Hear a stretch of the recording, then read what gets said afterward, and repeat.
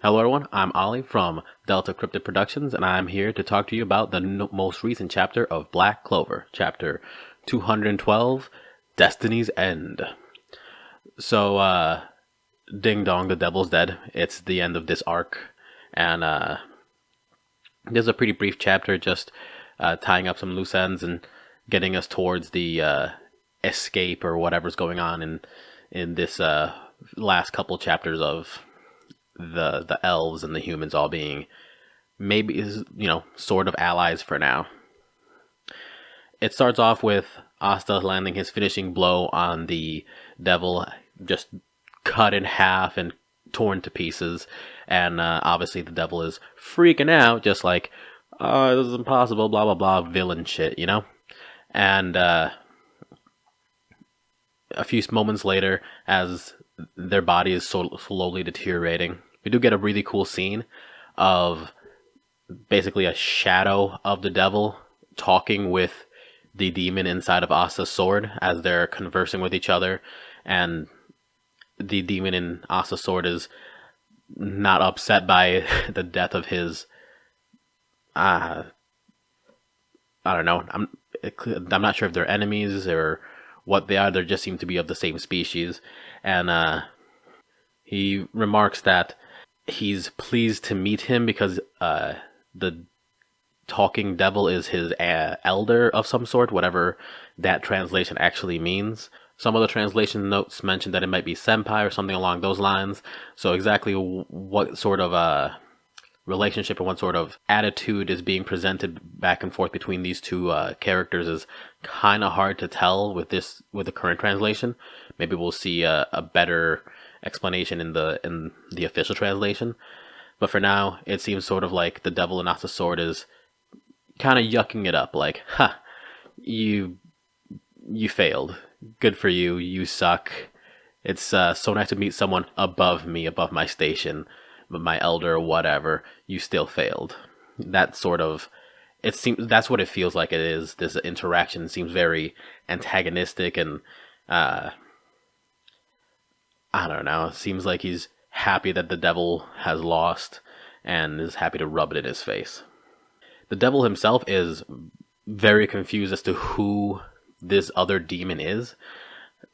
Unfortunately, we don't get an answer to that, as the devil doesn't have much time left and just disappears. As the devil deteriorates into nothing, the rest of the allies remark that they've won, and they're surprised and elated, and it's gonna be a great day, basically.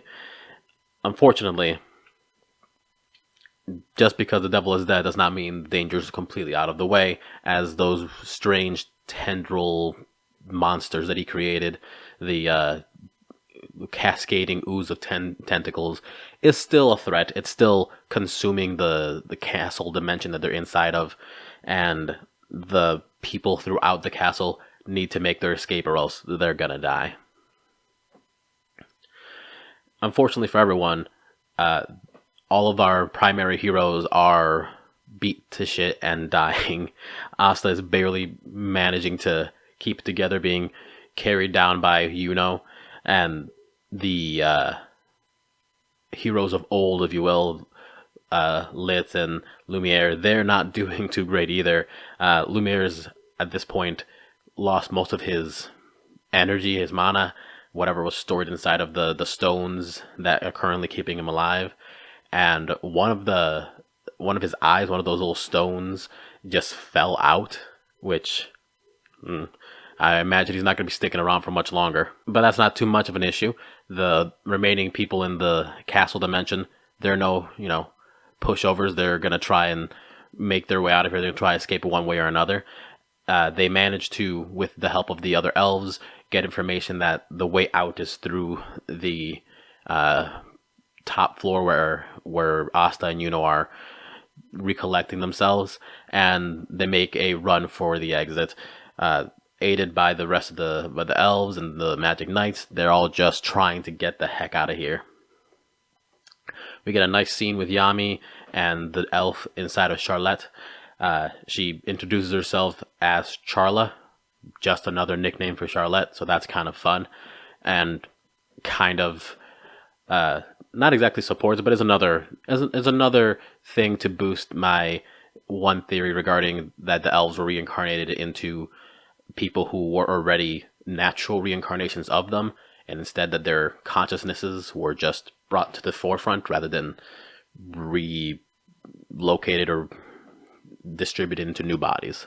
That being said, Charla and Yami are also trying to make their escape, trying to get back to where everyone else is. As all of the heroes are starting to freak out about how are they going to save everyone, how is everyone going to get to the main room so they can get out of there, a black portal opens up and the majority of the characters are shunted out of it, and it's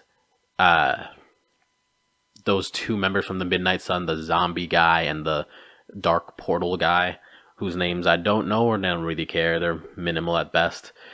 But they've helped finish this encounter as they're helping people get to the escape room and hopefully saving some lives.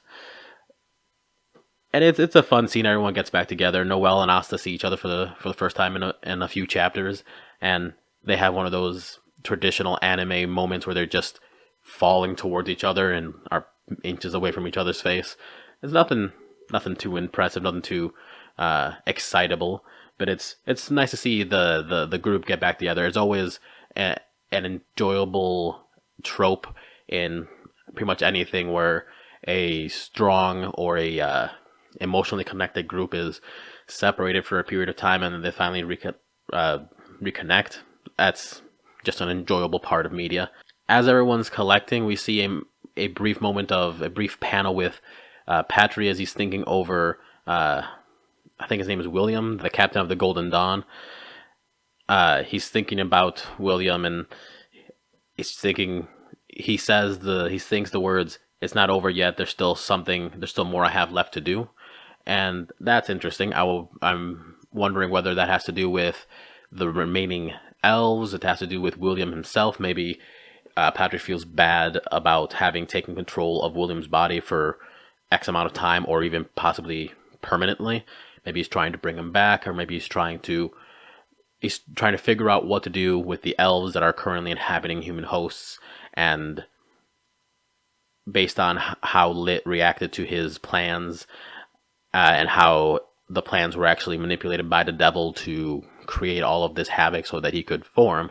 It seems as though Patry maybe is hopefully thinking about how to resolve the situation in order to bring back the humans whose consciousness were suppressed in order to allow the elves control, and hopefully trying to figure out how to get the elves into maybe other bodies that aren't currently inhabited, maybe making artificial bodies similar to the one that Lit has that would allow them to stick around even after the humans are brought back. The chapter ends with Yami jumping back into the fray as he's slicing his way through dimensions, getting closer to them, and it seems like he's genuinely just jumping from where they were to where everyone's collected, pulling along with him the previous captain of the purple orcas or violet orcas, whatever it is, and the guy who tried to steal Yuno's book at the very beginning of the series. And the previous captain of the Violet Orcas remarks that he seems to be upset that Yami is able to just drag him along and contain him despite having just wasted so much energy and mana. He's still just far and beyond more powerful than this guy, and that's a fun little note. But now that he's arrived with Charla and the other two goons, it seems like everyone's here, everyone's getting ready to leave, and we turn towards the exit door that seems to be slowly getting destroyed from the edges. It's fine, but the wall containing it is slowly disappearing. So if they don't get out of there, it seems like they might be stuck there forever. Ooh. But no, that's probably not going to happen. Alright, so that was chapter 212 of Black Clover. Looking at the time, it's around 50 minutes long, so I'm not going to be adding any sort of discussion about what's coming up next. Instead, I'm going to save that for a different video farther down the week, but it'll be out in a few days probably. Otherwise, just some quick news. There's no One Piece episode today. no chapter today, so I'm not going to be doing a chapter review, obviously. Instead, I'm going to be starting a One Piece discussion. I'm going to start off with some hockey discussions, some things that I've noted that I just want to share with the world. And I will not be doing any more My Hero Academia, even though I do love the manga. My computer only can render a video at roughly 10 hours. It takes 10 hours to render one video, regardless of how long it is. So doing multiple things during the weekend gets very complicated, especially since I still have to use my computer to write my term paper and Google things and all sorts of nonsense. So unfortunately, I'm going to be cutting that down so I guess I have a little more time for everything else. But I also will be starting a My Hero Academia discussion regarding the characters and some of the higher tropes used within the storyline. Just because I want to talk about it, and it's something that's not linked to a specific date of release, so I can try and worm that in where I can instead of having a deadline for those. All right, that's everything I have for today. Thank you for listening. Like, comment, subscribe, and I'll see you in the next video. Bye.